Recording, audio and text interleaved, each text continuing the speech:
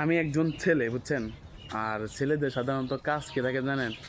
টাকা পয়সা ইনকাম করা এবং কঠোর পরিশ্রম করা।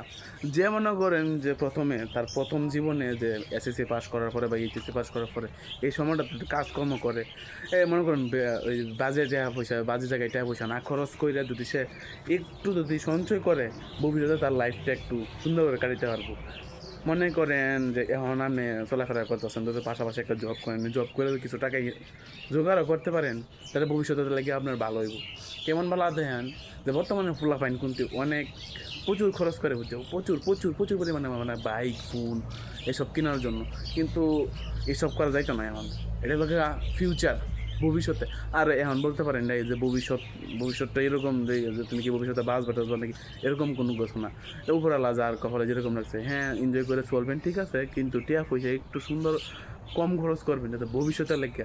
কারণ ভবিষ্যতে আপনার জীবনটা আছে, বাবা মা আছে, সবাই নিয়ে গাড়িতে হইব এবং জীবনটা সাইন করতে হইব, সাইন, যাতে মানুষ দেখে কয় যে লোকটা আসলেই সাইন করতেছে।